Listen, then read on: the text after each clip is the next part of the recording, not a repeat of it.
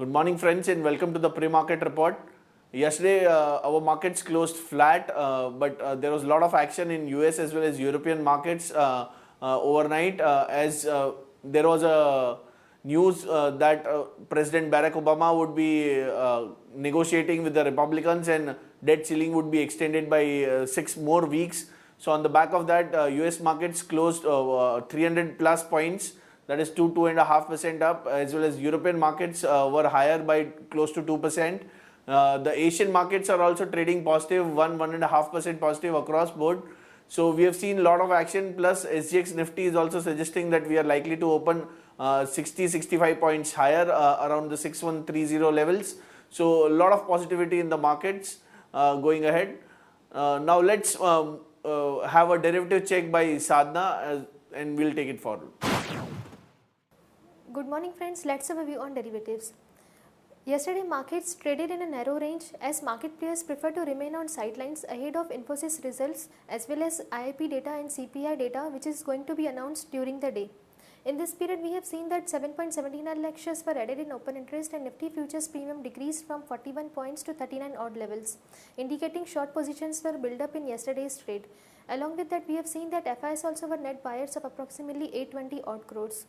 Put call ratio also increased from 1.10 to 1.11, indicating put option has added around 70 lakh shares in open interest, whereas call option has added around 9 lakh shares in open interest, which we see in the strike of 6,000 and 6,100 put option has seen a good activity, and 6,300, 6,400 call option has seen a good activity.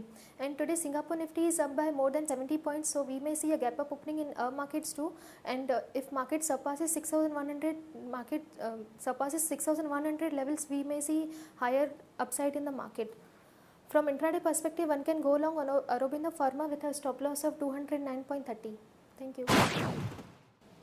On the news front, today we have IIP numbers to be announced for the month of August. The expectations are of 2.2% as against 2.6% reported in the previous month of July.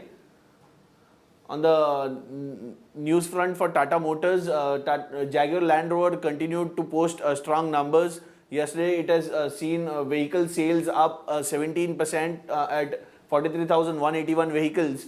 The major growth was from the China region, which has reported a 46% growth, whereas followed by Asia Pacific, which has recorded a growth of 29%, and UK and Europe recording 11% and 8% respectively.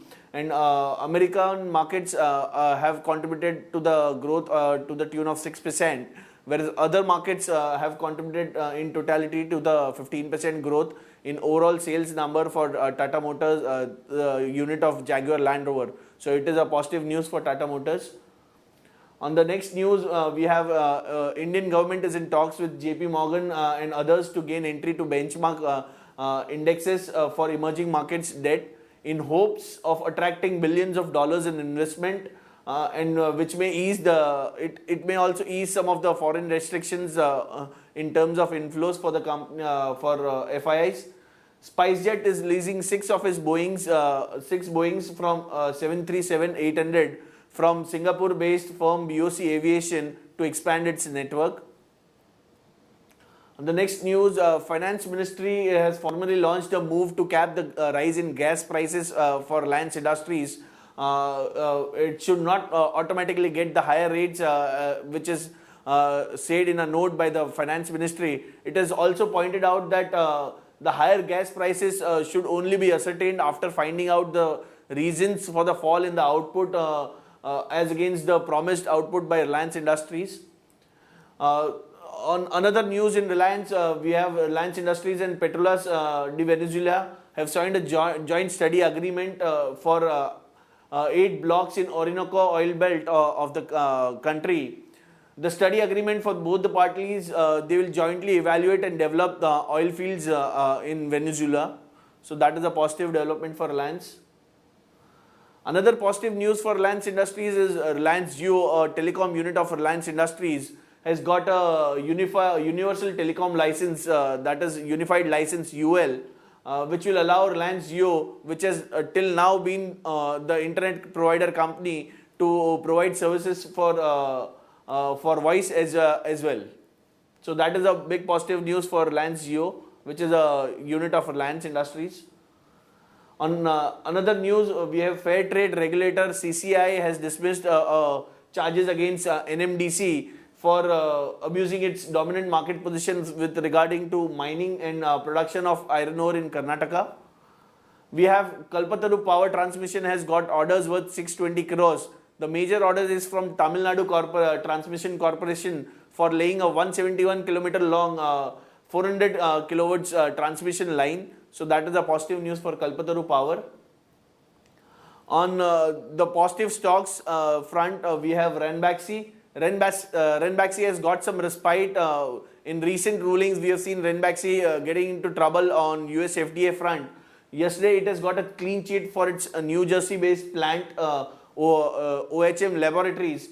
Ranbaxy's OHM lab has received establishment inspection certificate from US FDA for its inspection, which was conducted in December 2012. So that is a positive news for Ranbaxy, and we feel that action to be taken should be long Ranbaxy with a stop loss of 385 and targets of 405 and 415. On the next news, we have NCC. Current market price is 19.75. Singapore Global Utility Services Company Sembcorp will purchase a majority stake in NCC Power Projects for a disclosed sum of around 500 crores. Two people with direct knowledge of the development have said this. The action to be taken is long NCC. Stop loss should be 19. Target should be 21.5 for the company. That's it, friends, from the pre-market report. Thank you.